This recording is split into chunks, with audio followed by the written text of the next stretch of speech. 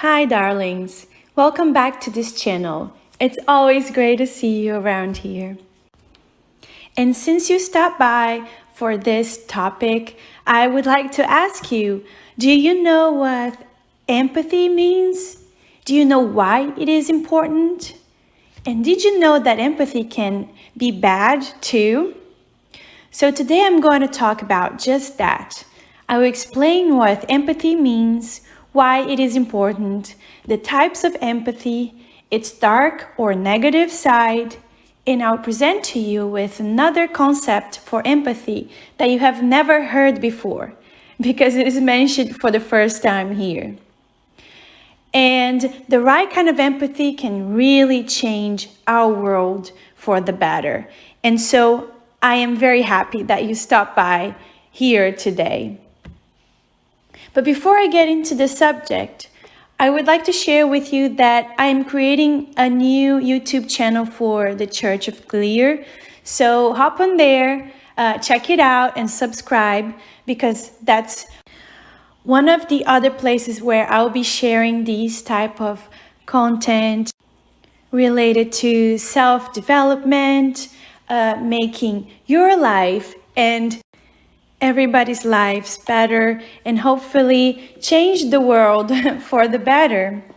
So definitely hop on there. It is going to be done together with a podcast with the same name, and you can also find this content on our website too at churchofclear.org. And now that's been said, let's just dive into the subject.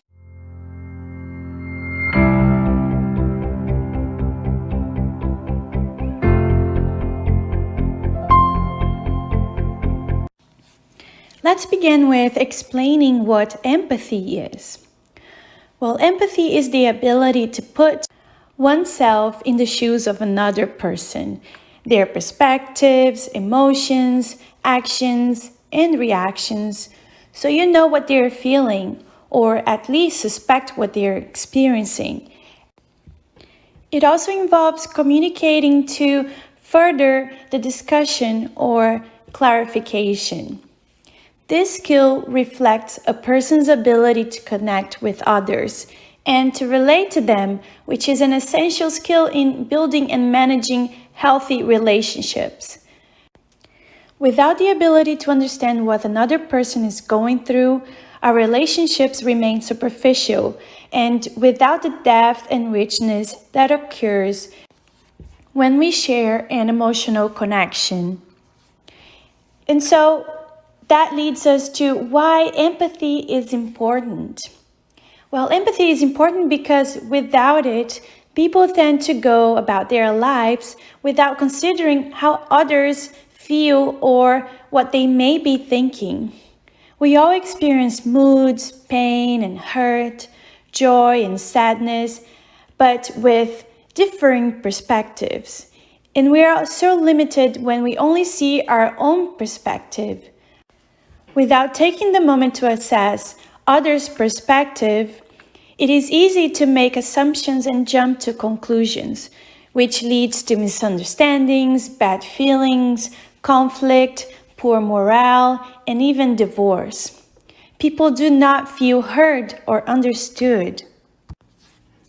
And so for empathy to take place, it is very important to know how to listen. We have 2 years for a reason, and when we actually stop to fully listen to another person with the aim of understanding his or her perspective, we show that we care. We are often taught to speak and express our opinions, but we are not really taught to properly listen. Listening also involves paying attention to all the nonverbals too, by the way. And so your eyes are obviously important when it comes to listening, not just the ears. And you know what? The main way we feel we are loved is when we feel heard. When leaders and parents and friends and partners and teachers listen, like really listen, using empathy to understand what the person is thinking or feeling without trying to change them or fix them or solve their problem, the person feels valued as a human being. And when we feel valued, we feel safe. We feel that we matter. And this is independent of age or culture, etc. This can truly be applied to each and every one of us. And there are three main types of empathy.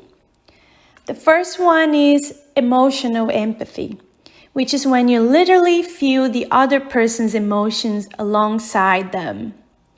This is closer to the usual understanding of the word empathy, but more emotional. And it is probably the first type of empathy that any of us feel as children.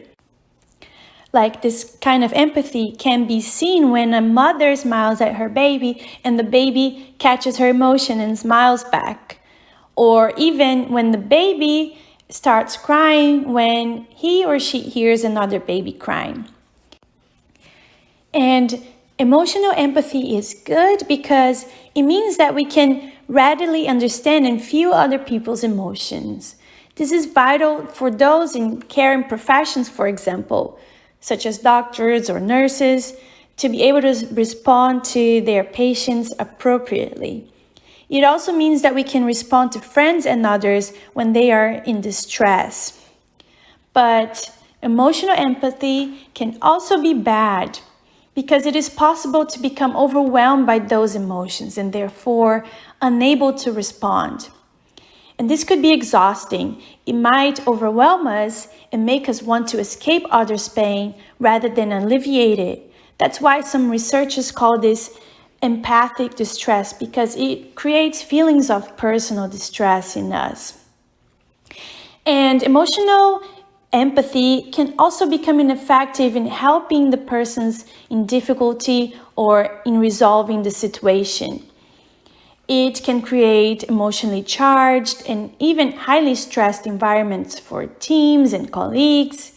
It can burn ourselves out, as this kind of energy can consume us by creating anxiety over a certain situation. And therefore, this type of empathy requires the person to become more aware of their own feelings and be able to self-regulate and manage their own emotions in order to make the most out of this type of empathy. But in any case, this will be discussed later on this channel. The second type of empathy is called cognitive empathy, which basically means that you are able to put yourself into someone else's place and see their perspective, but without necessarily engaging with their emotions. It does not, however, really fit with the definition of empathy as feeling with, because it's a much more rational and logical process. It is a very useful skill, particularly in negotiations, for example. But there is a dark side to cognitive empathy too, because it is possible to show cognitive empathy without having any fellow feeling or sympathy with it. And this is the kind of empathy that narcissists, con artists, criminals, or even psychopaths use in order to manipulate others. Like, for example, torturers would need to have good cognitive empathy to work out how best to hurt someone, but without having any sympathy towards them. So as you can tell, empathy in general can be used by others who don't have our best interest for some sort of dark psychology. It can also be used by companies, brands, religious institutions, or just any other group or single person to take advantage or use our emotions or empathy towards them and make us do things in general that are not necessarily going to be good for us. The positive term for this kind of manipulation is called influence, But I'll talk about a new type of empathy in a little bit that is the best type of empathy that is out there, because this type of empathy, at the end of the day, can really change this world for the better. And it will also bypass all these negative sides of different types of empathy. And there is still a third kind of empathy which people consider to be more appropriate, which is called compassionate empathy, which involves feeling someone's pain and taking action to help. The name compassionate empathy is consistent with what we usually understand by compassion, though. Like sympathy, compassion is about feeling concern for someone, but with an additional move towards action to solve the problem. And as a general rule, people who want to or need your empathy don't just need you to understand, hence the cognitive empathy that I just mentioned. And they often don't need you to just feel their pain, or worse, to burst into tears alongside them, which falls under emotional empathy. Instead, most of us need us to understand and sympathize with what we are going through, and crucially, either take or help them take action to solve the problem, which is where compassionate empathy takes place. However, even this kind of empathy has its own problems.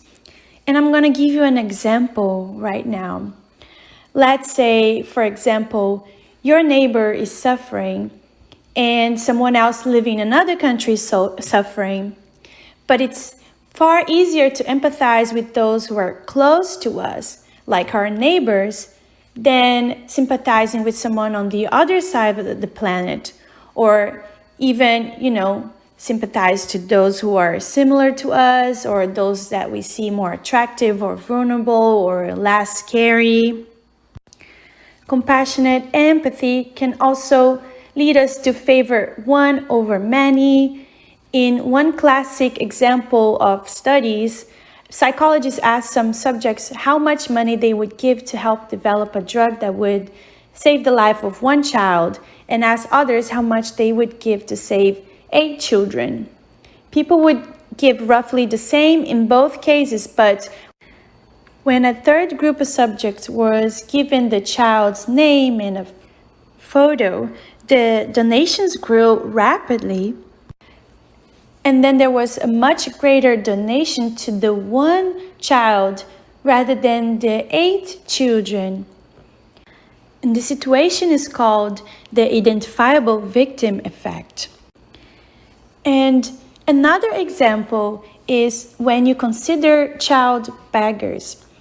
The sight of a child is shocking to a well-fed person, and it is often hard to resist helping out. And yet, the act of doing so may end up supporting criminal organizations that enslave children.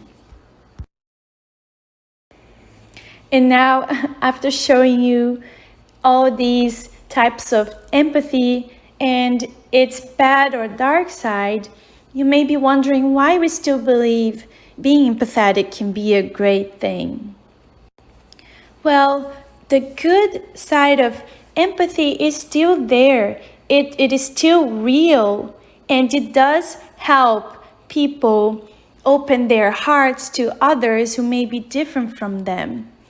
It can promote more positive attitudes towards one another and increase helping behaviors directed to all sorts of different groups of people. In general, empathy is associated with lower aggression and bullying.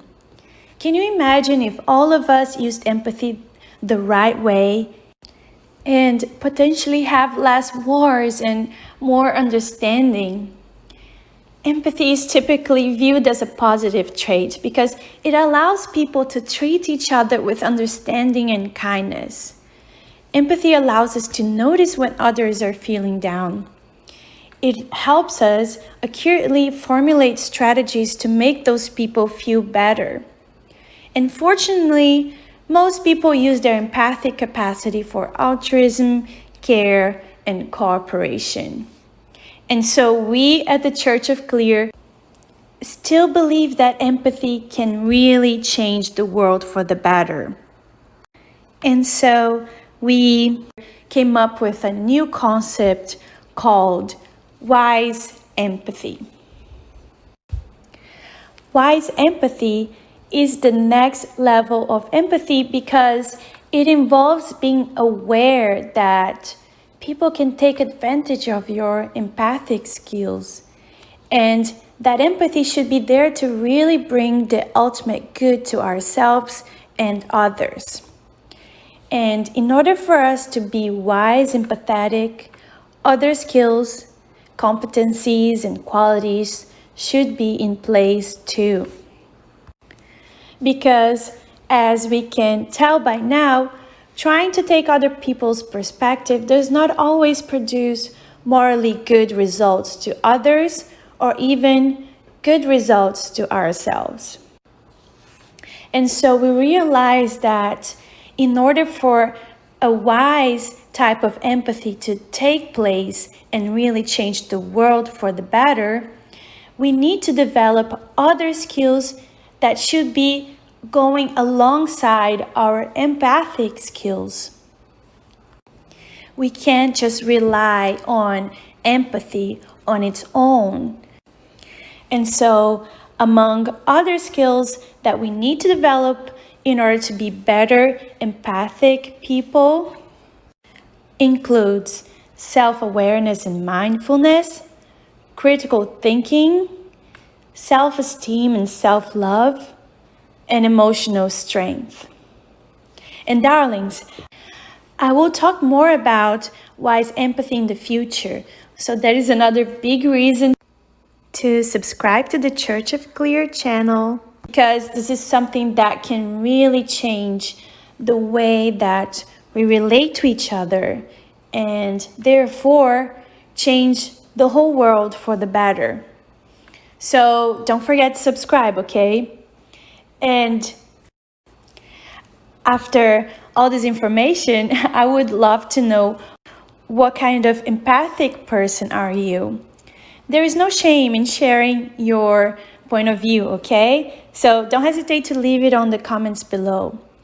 And check out our website at churchofclear.org. And hopefully I'll see you very soon, because this is a topic you don't want to miss out. Have a great day. Bye-bye.